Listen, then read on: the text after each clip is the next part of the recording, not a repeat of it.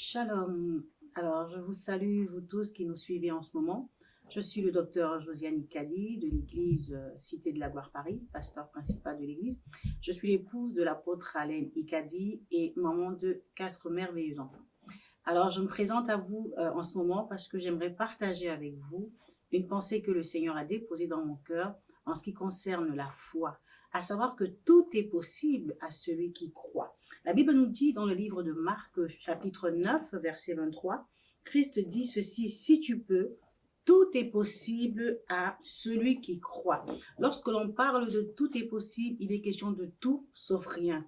En d'autres termes, quelle que soit la situation, quel que soit l'objectif que nous avons atteint, cela est possible. Alors, pourquoi, comment cela se fera-t-il? Comment est-ce que on pourra atteindre cet objectif? Parce que lorsqu'on parle effectivement de tout est possible, il est question d'un projet, il est question d'un objectif, il est question effectivement d'une situation. Nous sommes à un point A et nous voulons arriver à un point B. Et il faut maintenant pouvoir atteindre ce point B là. Et pour atteindre ce point B, parfois, lorsque nous marchons durant notre parcours, lorsque nous traversons, on peut dire, un pont qui nous sépare du point A vers le point B, on fait face à des obstacles, on fait face à des tempêtes, on fait face à des vents, on fait face à des marées.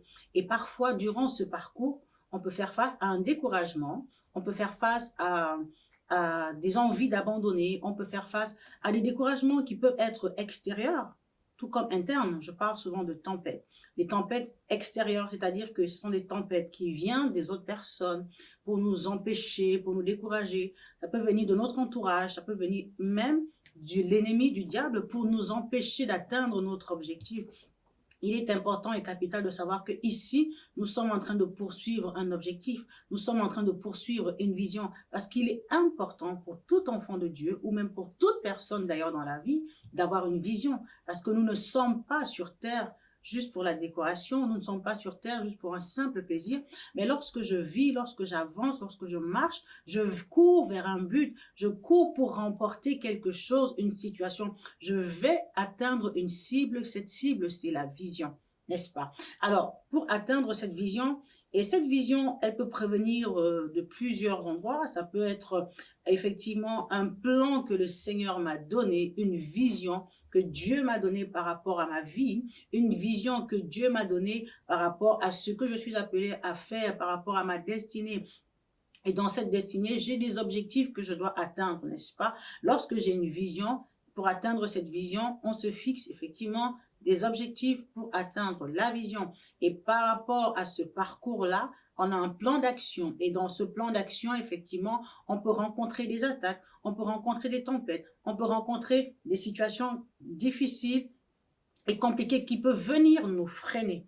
Mais alors, ce que je veux dire à quelqu'un, quelle que soit la force de la tempête, qu'elle soit extérieure à soi, c'est-à-dire que ce sont les autres qui nous menacent, ou alors que ce soit une tempête interne, c'est-à-dire que parfois on peut se sentir incapable, parfois on peut se sentir indigne en fait, on a le syndrome de l'imposteur, on se dit que bon, on n'est pas digne de pouvoir se prétendre à atteindre cette vision, de pouvoir se prétendre à faire ce poste, à faire en fait cette mission parce que on se regarde à soi-même et on ne regarde pas à ce que Dieu a mis en nous. On regarde à nos incapacités et on ne regarde pas à la grâce de Dieu, à la force et à la capacité que Dieu a mis en nous qui est parfois cachée. Quand Dieu t'a donné une instruction, il t'a dit vas-y, tu vas y arriver. Il t'a dit tu es un vaillant héros, tu es une vaillante héroïne comme il a pu le dire à Gédéon parce qu'il savait ce qu'il avait investi en Gédéon.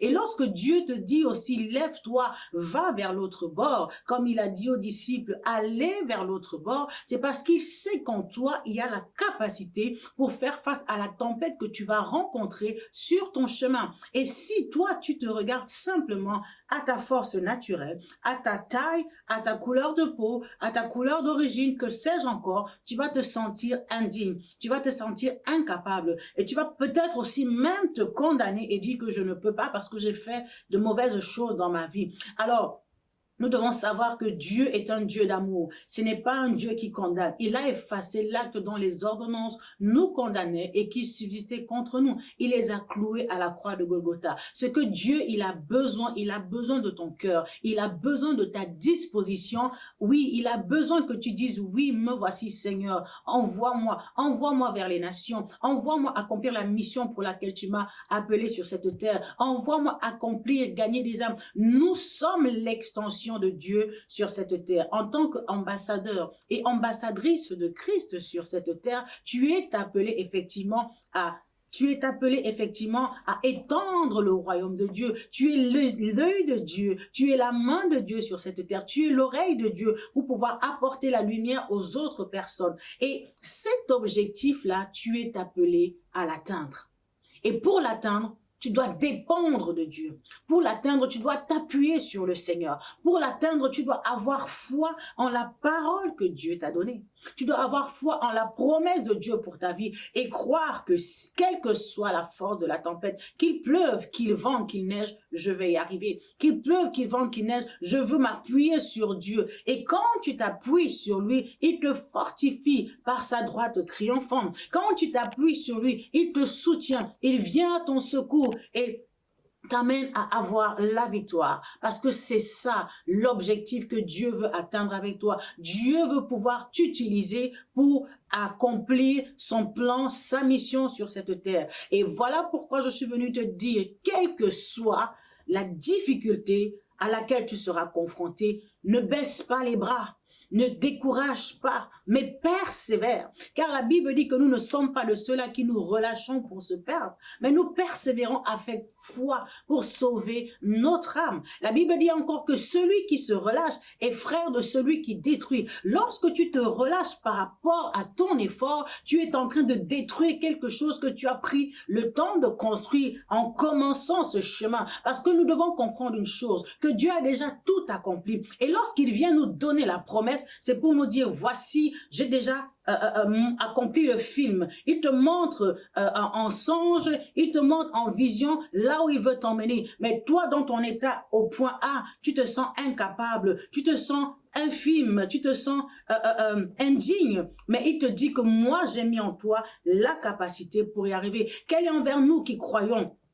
Alléluia. Quel est envers nous qui croyons? La Bible nous dit, quel est envers nous qui croyons? L'infinie grandeur de sa puissance qui se manifeste avec efficacité. La Bible dit ceci, envers toi qui crois en Christ, l'infinie grandeur de sa puissance, elle se manifeste avec efficacité. La puissance de Dieu en toi va se manifester avec efficacité et Dieu va agir au-delà de ce que tu peux penser et espérer. Alors, ce moment où tu m'écoutes, je suis venu t'encourager pour te dire ceci. Persévère, garde la foi et ne te décourage pas parce que en toi, il y a le pouvoir, en toi, il y a la capacité, en toi, il y a le potentiel pour atteindre cette vision. Il y a le potentiel pour accomplir le miracle, quel que soit la force du vent, proclame, déclare. Car Christ, dans la barque, il attendait à ce que les disciples puissent se lever et parler à la tempête. Alors, s'il y a une tempête au-devant de toi, bien-aimé, je t'encourage maintenant à prendre ton autorité en tant qu'enfant de Dieu et à commencer à proclamer, à déclarer et à établir ce qui doit être établi. Tu détruis ce qui doit être détruit en ordonnant à la tempête de se calmer. Car sa place, c'est dans le repos. Sa place, c'est dans le calme. Et ce qui doit être levé, c'est la volonté de Dieu pour toi. C'est la vision que Dieu t'a donnée qui doit s'établir. Alors lève-toi maintenant avec force et courage.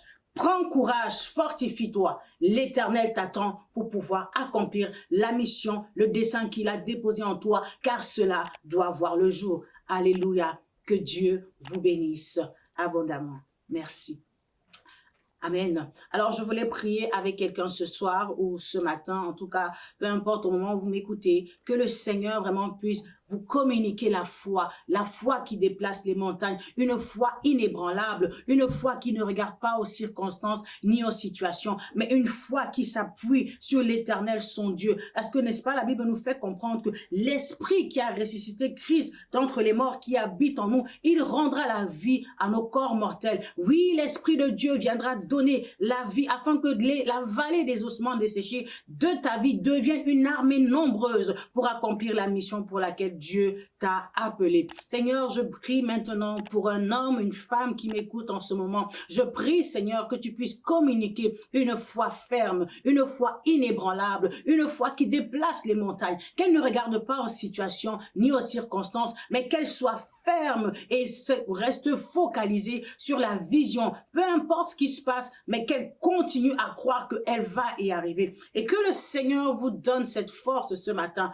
David reprit courage en s'appuyant sur l'Éternel. Toi aussi reprends courage maintenant si tu étais découragé, déstabilisé, car le chemin est encore long. Élie était découragé, le chemin était encore long pour lui. Prends de la force, prends de la nourriture spirituelle, que le Saint-Esprit vous remplisse ce matin afin que vous puissiez vous lever et aller atteindre la mission pour laquelle Dieu vous a appelé. Que Dieu vous bénisse. Amen.